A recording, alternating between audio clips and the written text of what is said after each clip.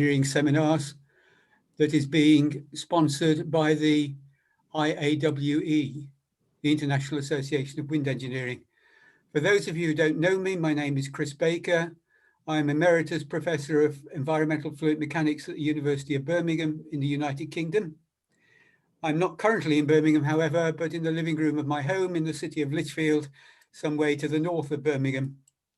I suspect that is in the current situation, many of us find ourselves in similar domestic environments.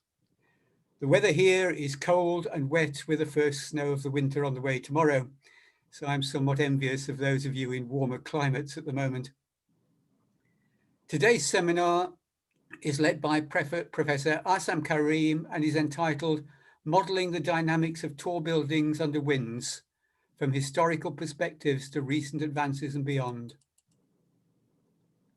However, before introducing Professor Karim, I think we must acknowledge that this is the first time that the international wind engineering community has been able to meet in any sense since the announcement of the death of Professor Giovanni Solari of the University of Genoa in Italy, which I'm aware has come as a considerable shock to many of us. There'll be opportunities in the future to remember and celebrate Professor Solari's life and contribution to wind engineering, and I understand his colleagues at Genoa will be arranging a suitable event. All I want to say now is that there are many of us, myself included, who remember Giovanni for his personal qualities as much as for his undoubted scholarship, as the kindest and most courteous of friends and colleagues. He will be very much missed by many in the community. I understand Professor Karim will say a little more about Professor Solari at the start of his talk. So today's seminar takes the relatively normal process. We begin with the main talk from Professor Karim. After that, there'll be a panel discussion, and after that, there'll be questions.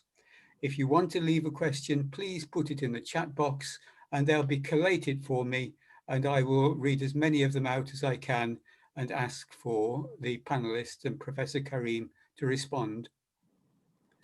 At the moment, we've got online something approaching 300 people.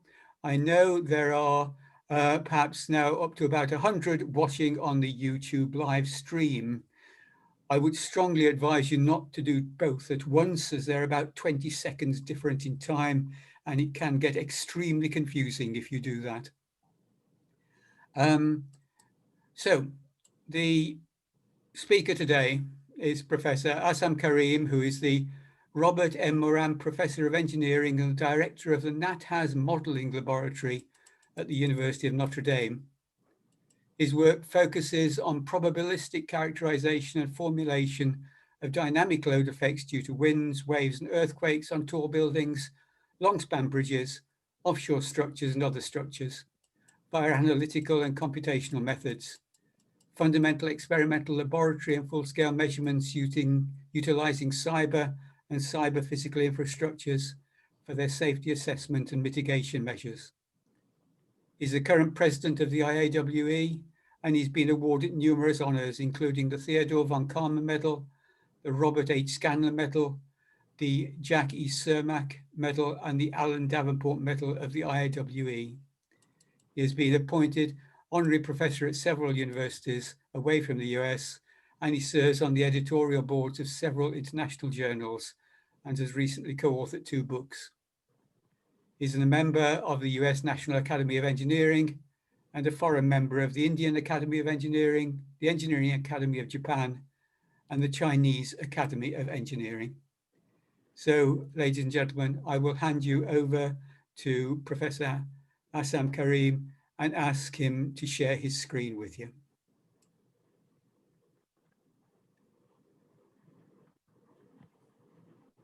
Good morning from my side here. I hope you can see my screen.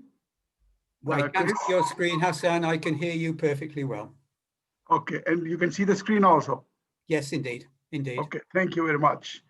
Thank you for this very kind introduction and the invitation to speak to this very humbling participants. I could never expect in my wildest imagination that so many people will come listen to this particular talk. I thank you very much. So the topic is modeling dynamics of tall buildings and the winds from a historical perspective to recent advances and beyond. I'd like to add some history in here because many of you are very young, and it's always nice to connect something to history because that way you can better have a feel of the how a particular subject evolved. But before I get to that, I need to remember my very dear friend, Giovanni Solari, who left us about 2 weeks ago very unexpectedly. And as Chris said, that beyond his scholarship and other things, his personal traits were so friendly and warm towards people, especially students. He was a world-class researcher, a teacher, mentor, and historian.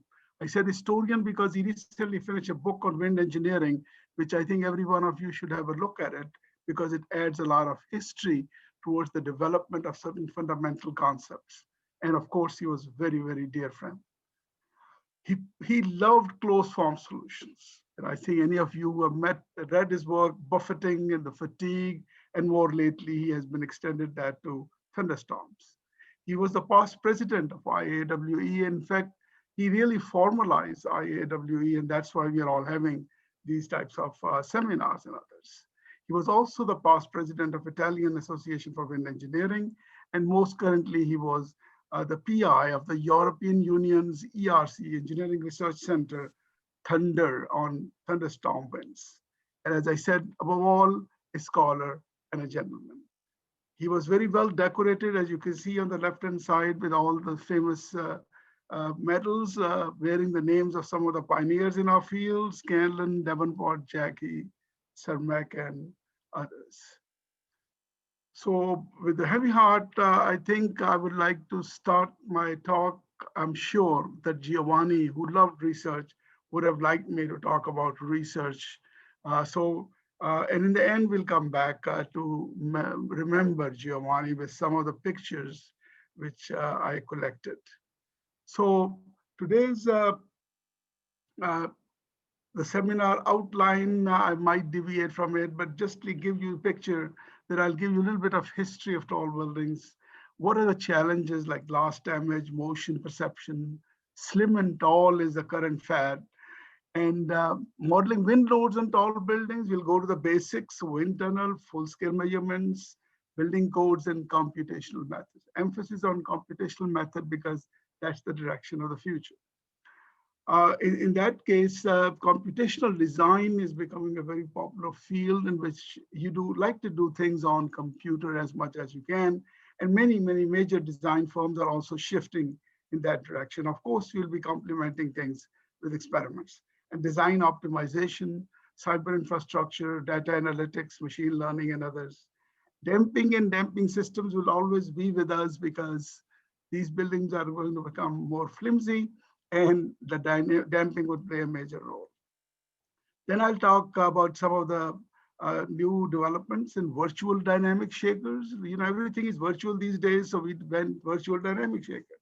Some real-time damping and frequency estimates, and slosher, that's a sloshing dampers, which we have been able to design for actual buildings. The comments on some futuristic morphing facades, energy harvesting, and of course, we will be then have concluding remarks. Here I've put this large collage. I expect you to read, but I'm just saying that why I'm giving this talk. Tall buildings have been my first love, and it's almost like half a century I was thinking about this morning. And I'd like to pay respect to some of the people who got me started. My master's thesis was done at both University of Hawaii and MIT, and Norby Nilsson and Robert Hansen were the two of my advisors.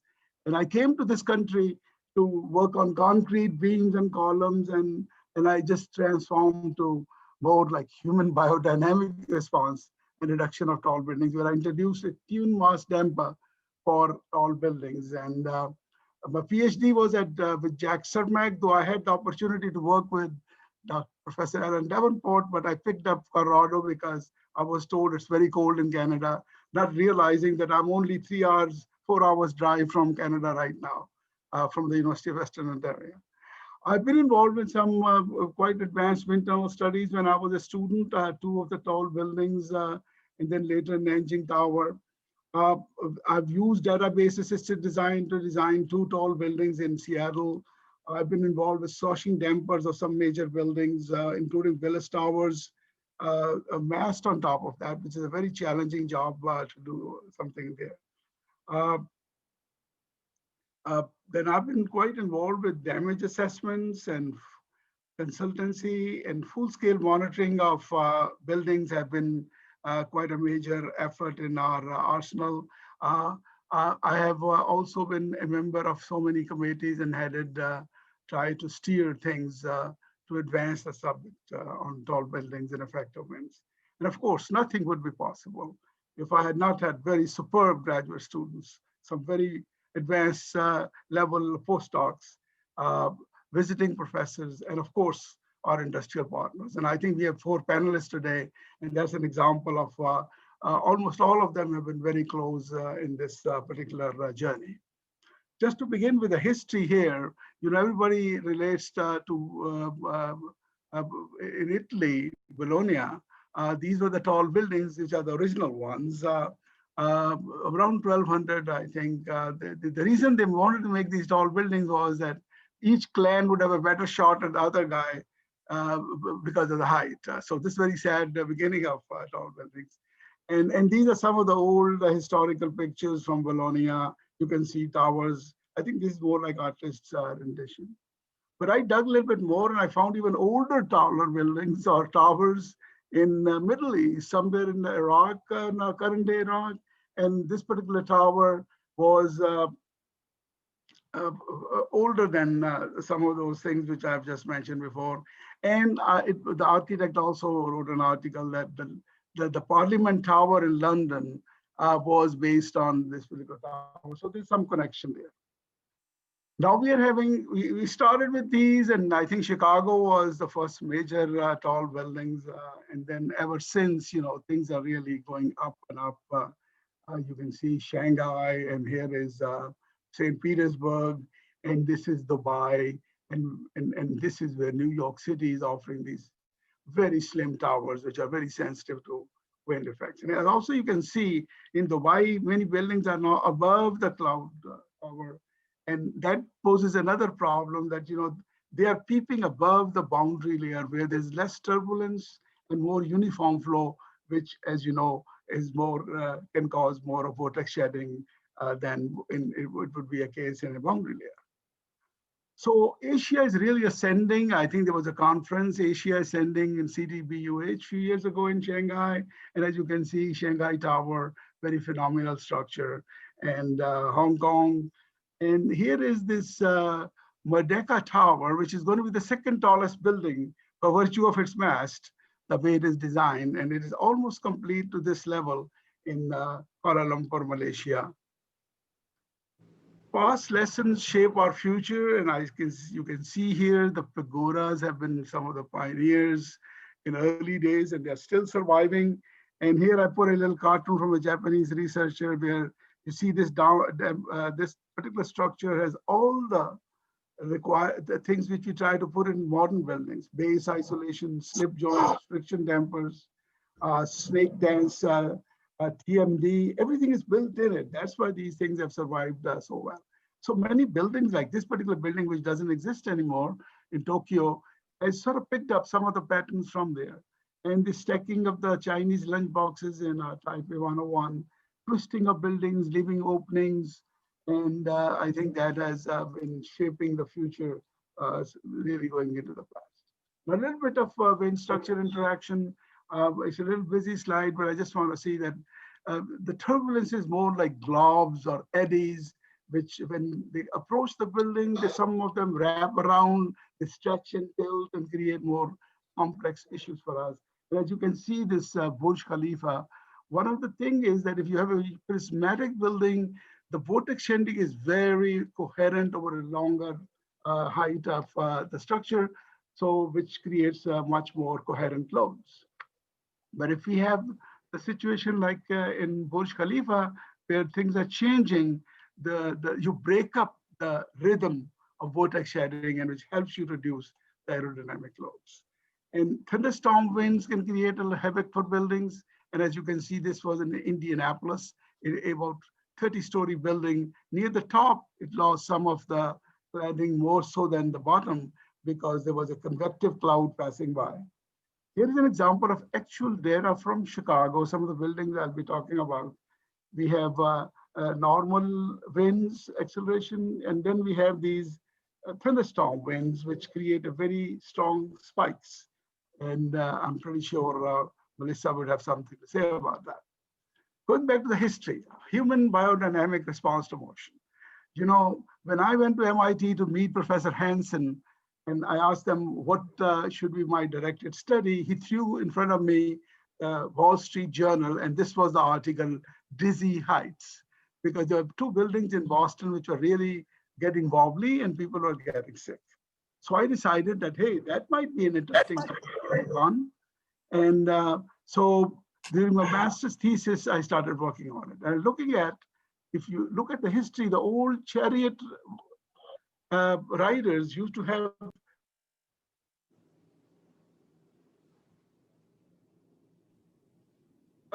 the motion comfort issue, and to the modern day tall buildings, we have the same problem.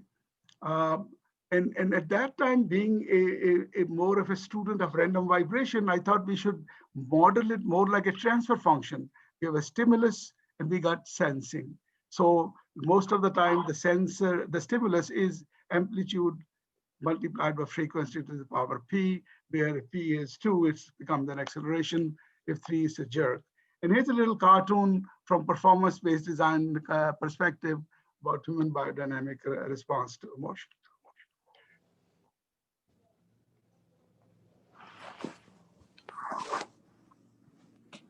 Have you frozen me or? Okay, sorry. I went by. We have effect on tall building cladding, hurricanes and tornadoes. As you can see, the picture speaks for itself. You can see the damage all over from Houston, Texas, Miami, Hong Kong, New Orleans, and other cities where the glass cladding is very vulnerable to these strong winds, plus the debris it carries along with it. Here was a very unique saga of urban aerodynamics. This is the tallest building in Houston. And here is a smaller building which was put in after everything was designed, this 10-story building. So Hurricane Ike came into Houston, went over it, and you see this glass pattern, only the damage happened on this side and this side. When somebody showed me this picture, I said, oh, classical fluid mechanics. The wind is coming from this side, and there's a roller vortex here, which is causing all this damage. The guy said, no, the wind was coming from this direction. So then we started looking at various scenarios. We picked up the TV coverage of that, and they said between these two buildings, there was a tornado type vortex which was moving. And we later on confirmed it with the smoke studies and CFD, and also the actual pressure measurements to see that really this was a very unique phenomena. If the hurricane winds were changed or one of the buildings had changed, were not there, this building would be perfectly fine. So I call it the urban aerodynamics also facilitates this type of damage. We are not the only one. Chinese are also suffering from glass damage. We saw that in Mangkhut typhoon recently.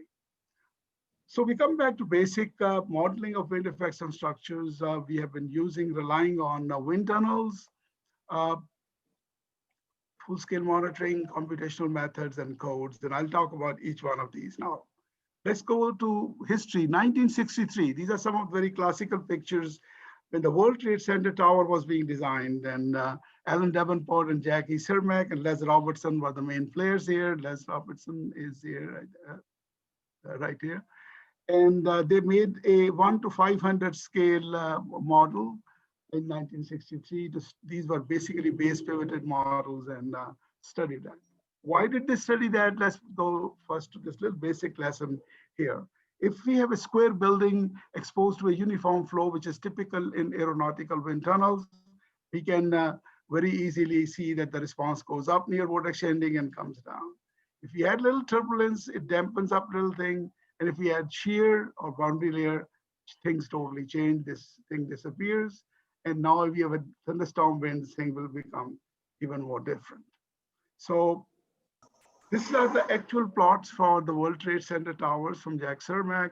And as you can see, they found out that the response of the building, when they tested that in the National Physical Laboratory in England, I think it's Teddington, where they had a more like a uniform flow in aeronautical wind tunnels.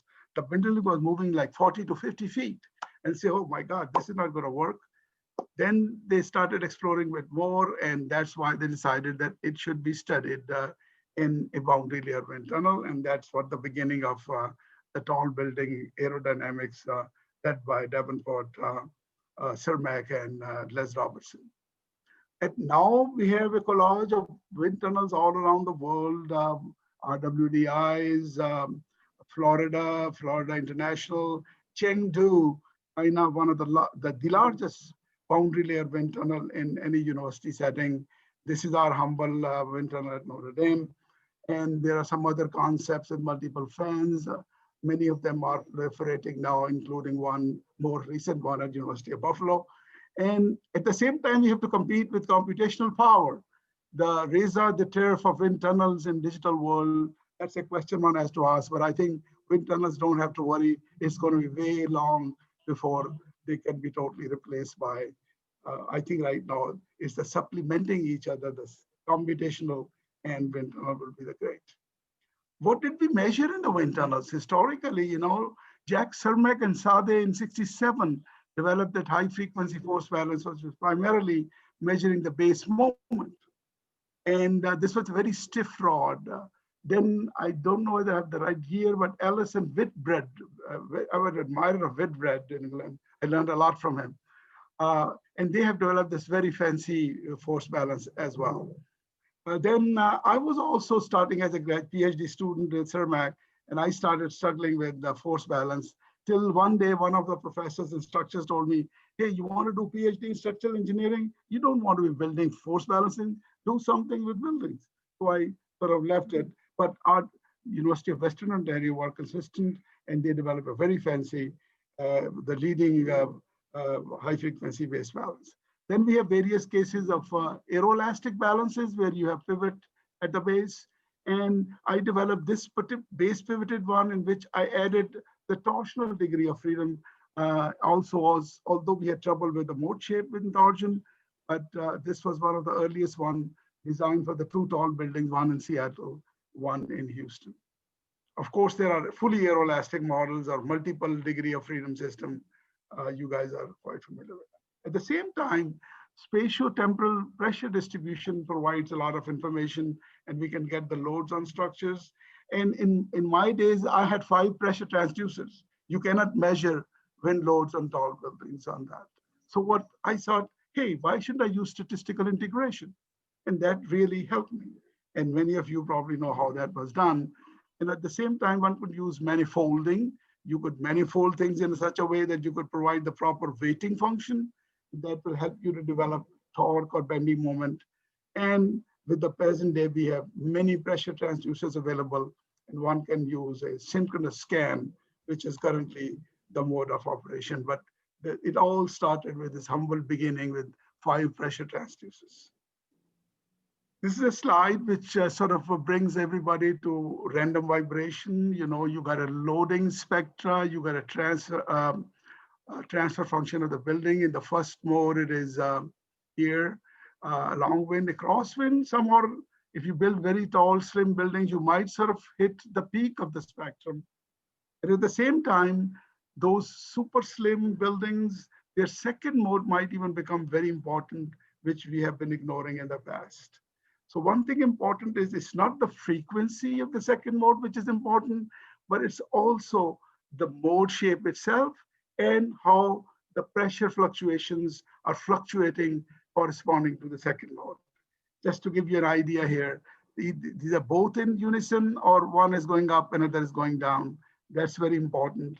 And I think this is a subject very dear to Professor Solari. and he recently picked up a paper on a similar topic for buffeting. You have mode shapes, and these are the mode shapes of the loading. And if they don't match, this and this don't weigh together very well. So it's important that you can have exactly the same resonant frequency in the second mode, but the pattern of loading might be totally opposite to the mode shape, so nothing will be a disaster. These are only 2 slides with the numbers on it, just to bring the history of high frequency force balance, or aerodynamic balance is the one which Daryl Boggs called my version of pressures to develop forces as aerodynamic balance. You could use modal approach. You can measure the base forces. You convert them into generalized wind loads, like through some sort of mode shape correction in the modal analysis and the building response. At the same time, if you have pressures, you can weight them depending on the location of those points. This work was done by Professor Chen. I saw him on the slide here in the picture this morning.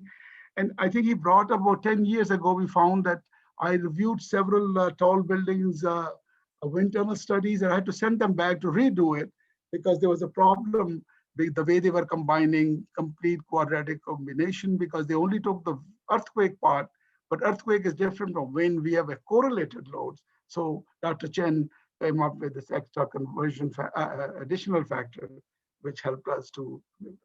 The alternative approach, which I profess, is it says you don't worry about these modal loads. You go to the base bending moment and use that to convert into an equivalent static wind loads. And once you have equivalent static wind loads, you can do everything with them. So this is particular approach which we have been using with our database assisted design also. Another important thing is if buildings are uncoupled, they cleanly go and vibrate in these 2 directions. But if they're coupled, no way. They might be doing it at 45 degrees. CS Towers in Chicago does exactly this one. So there are 3 coordinates you have to worry about: the wind direction, the structural axis, the principal axis, and also the aerodynamic axis of the structure, which is important. So if you don't put them in the right perspective, your results will be meaningless. But I think now most of the people have recovered from that mistake. Another thing which I noted when I developed this crosswind loading on structures, and primarily we use the loads which are measured by the force balance. And then I made an aeroelastic model to compare my predictions mathematically. And I found out that as the wind velocity increases, I was departing from my prediction. And the reason I figured out at that time, that it must be the motion-induced loads. And this in this paper, my first paper from my PhD, and I added a term benefiting from bridge engineering. I added the motion-induced load factor, J star. And once I added that in there, you can see I'm coming back to 1, the ratio between the wind tunnel aeroelastic model and the prediction base of that. So this thing is important. And now particularly when we are building very, very tall, slim buildings, this term will have a major role to play. And we need to pay attention back to history, 1982, or the work was done even earlier than that. And now we are back to the application is now really coming now. Another thing which happens is that besides the complications aerodynamics of a building does, the 3 loadings we have, the surrounding buildings also create an asymmetry in the loading, which can do coupling. And of course, there's so many centers, aerodynamic center, shear center, and others, which one need to worry about it. And just like a daffodil, the buildings also have a coupled motion, which we need to worry about. And one has to be careful with the modeling of the dynamics. So then it leads to computational design. One of the panelists, Professor Kajewski Korea, was working with us, and we developed this virtual organization so that people can design buildings and researchers can do things without having the expertise in everything. And most important one is database-enabled design, stochastic simulations, stamping information, CFD, damage assessment, and of course, the full-scale monitoring and tele-experimentation. This work started with NSF. Then next, Professor Yokio Tamura was head of a center in Japan, which showed interest in this particular work. And now, and they supported it for many years and for its development. And now it is NSF Soneri Center, Sim Center and Design Save, where some of these tools are available in some modified version. Just to give you an idea, if you go to time domain, we could have a digital wind structure modeling approach using cyber. And here is one paper which sort of details our approach. This would, the data could be coming from wind tunnel or CFD and coupled and structural models. We can have a real-time digital simulation of building response. If we want to go to nonlinear, we get damping devices we can add into that. And we can have, we can explore structural systems with fixed profile or multiple profiles because we are in the time domain approach. But first we go into the frequency domain approach using high frequency force balances. We have this data enabled design module, which is for high-rise building, which relies on many building shapes, generic building shapes for which we have the loading spectra. And we also coupled with one of my first PhD students, Professor Qiming Cheng at in Taiwan, where their database is also available. So you can pick whichever database you want, and that can do the design of the building using that particular one. So all you have to do is input geometry and everything else. This is heavily used by design firms.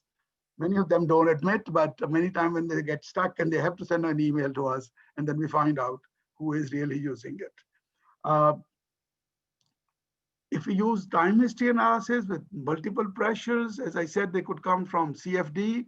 Hopefully in the future, that will be the main source, and the wind tunnels. Wind tunnels, we don't have that much data. We primarily rely on our NatHaz or the Taiwan and Tokyo Polytechnic database from Professor Yokio Tamura.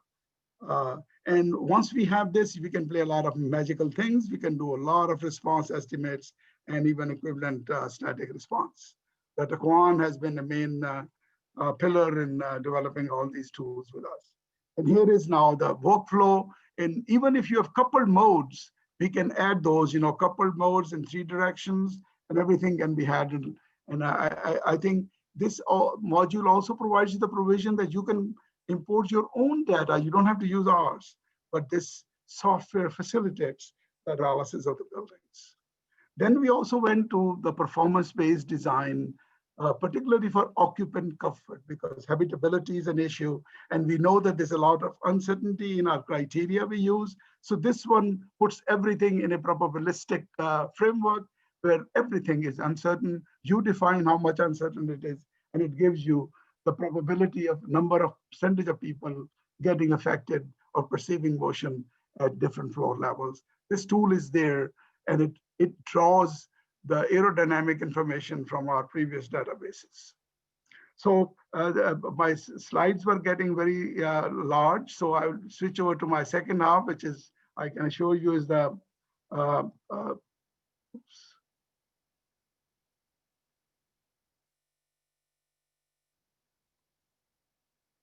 I will turn on my second portion.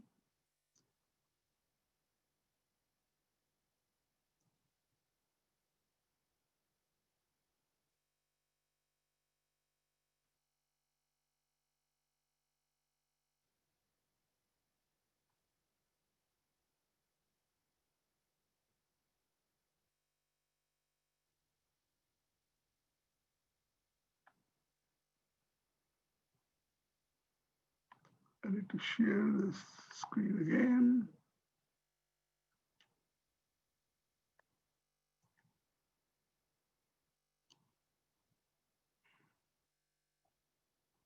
I hope you can see my screen now. Everything's there. We can still hear you. Thank you. So we covered the wind tunnel, a little bit of computational methods, and we'll do a little bit about codes and standards. And of course, all codes rely on the wind, the loading chain by Professor Aaron Davenport, which is shown in time domain and frequency domain. And here's an example of ASCE7. Some do cover only a long wind. Some codes do talk about a crosswind and torsional load as well.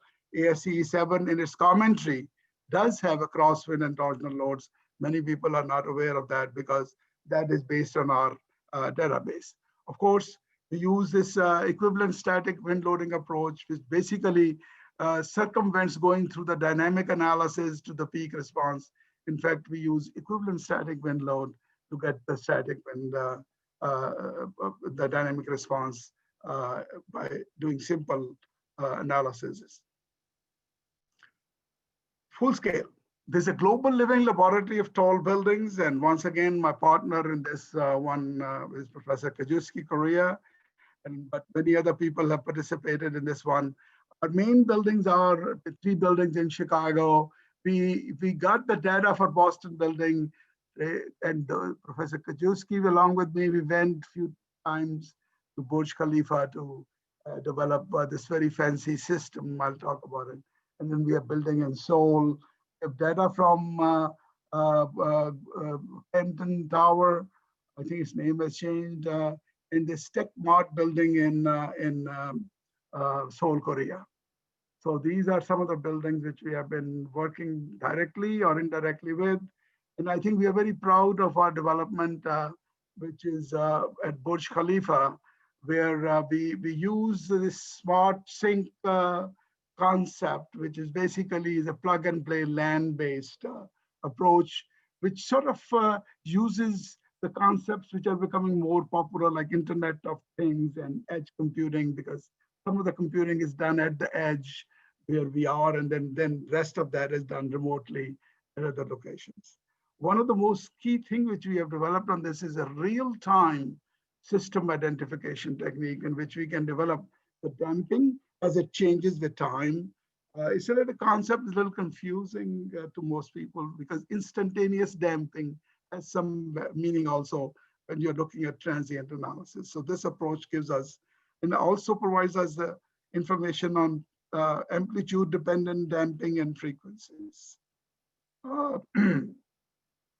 This is something which we recently developed. That's what I call it, a virtual dynamic shaker.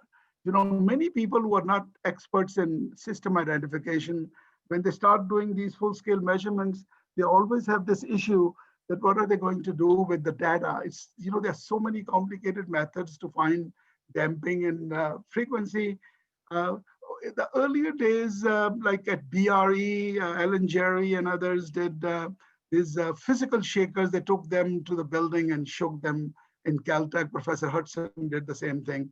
But what I and Professor Wong and Dr. Kwan, we came up with the idea that if you have the response of a building, then you can excite a virtual shaker, a tuned mass damper type thing with this motion, and you tweak the frequency. And as you reach the resonance, means this frequency matches the frequency of this building, you see a spike. Hey, that is your natural frequency of this particular building. We can, 2 equations we write, I didn't write them here, and that can give you the damping value. This is the simplest one can do to find these complex, vexing problem of finding damping in structures. We use this building, Technomart building in Seoul.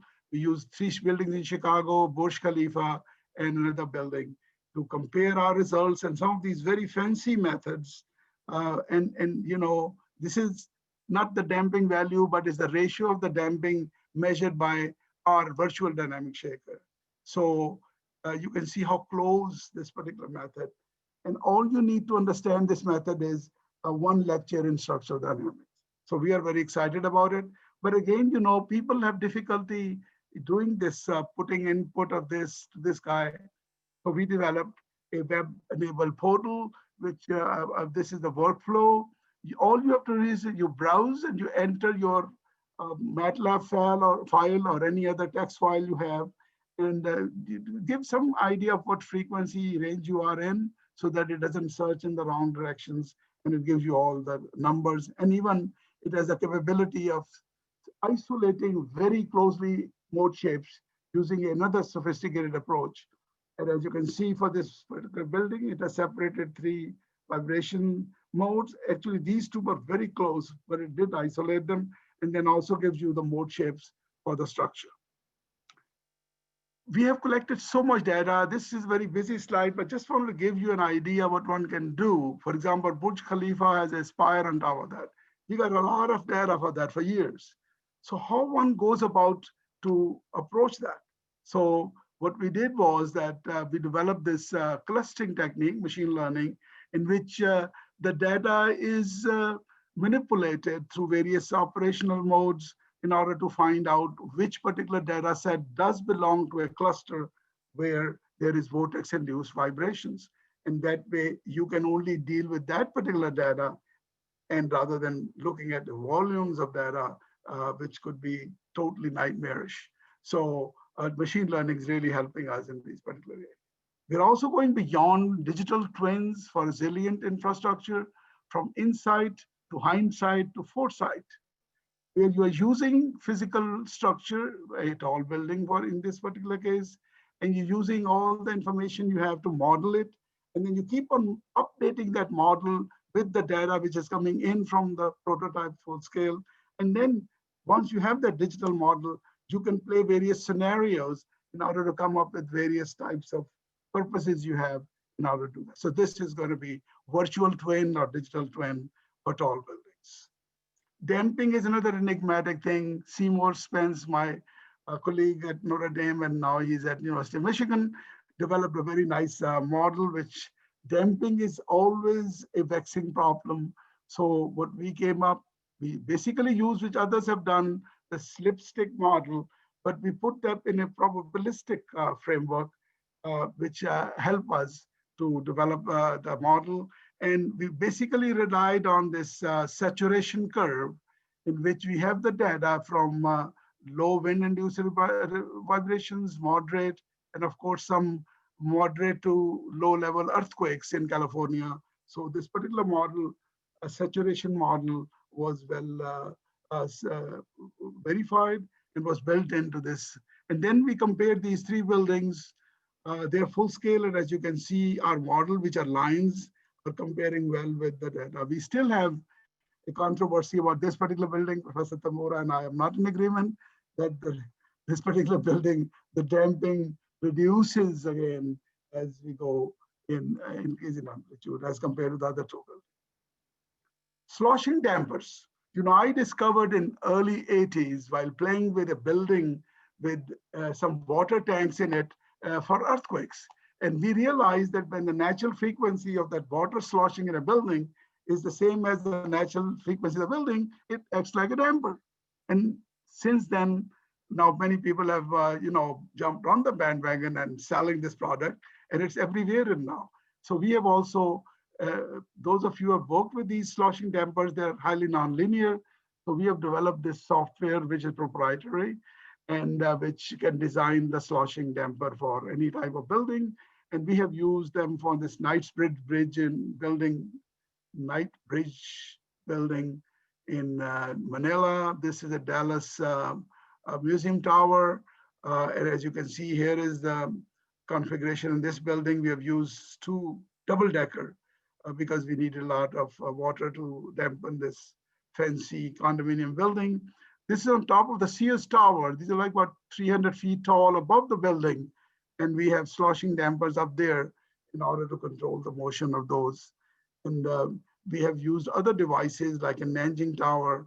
And we have, in a very simple case, in a pedestrian bridges in Guatemala and other Nicaragua, we have devised a simple hanging masses underneath these bridges in order to control the motion.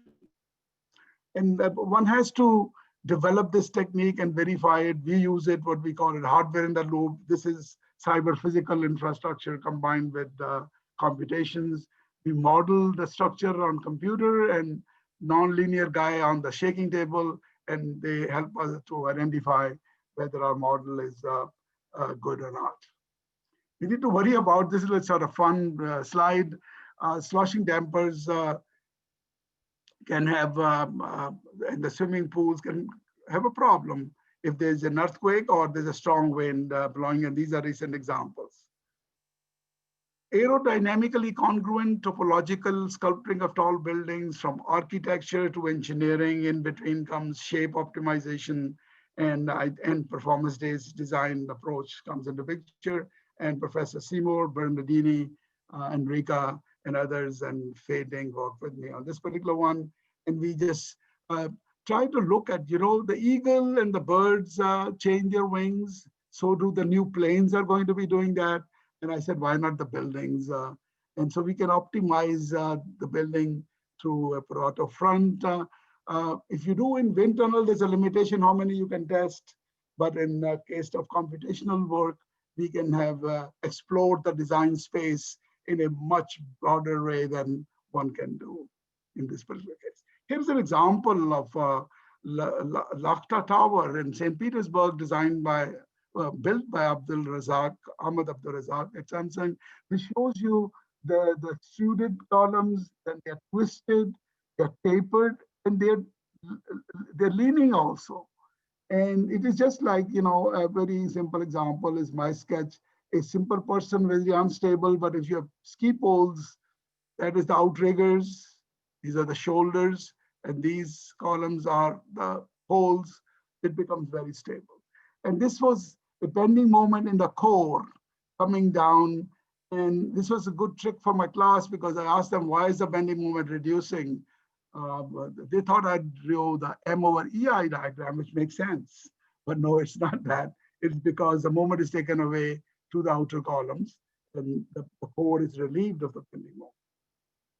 So we have been looking at this living facades, autonomously morphing structures, a fusion of sensing, CFD, computational intelligence, deep learning, controls and actuations, which could work on buildings, bridges, nose of the high-speed train, where you could use adaptive digital skin or origami or kinematics in order to come up. And we have a recent paper in engineering, which talks about some of the results.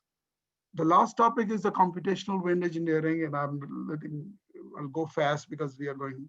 So here, the CFD alone has trouble because it is very time demanding. So I think it's mix and match with machine learning and beyond. We can do a lot better, and those are the directions which we are taking. This is just for the beginners. This is analog of wind tunnel. We do exactly what you do in the wind tunnel. You have computational domain and all sorts of boundary conditions. And I think one of the most critical one is the inflow condition. And so we have developed this TINF, a tool which uses one of these different methods in order to come up with the inflow conditions for a simulation of CFD. We also have, we are using GPUs to expedite this exercise. Those of you who are interested, they have to look at NARI's Sim Center toolbox on the website. If the building is vibrating, then we have a more complicated situation because you have the mesh moving, the building moving, and the fluid is moving. So there are various approaches which we have used, and they're also available at the Sim Center.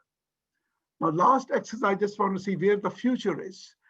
In collaboration with Tsinghua University, Professor Liu and his student Dong Lian and I have been looking at San Francisco for wind.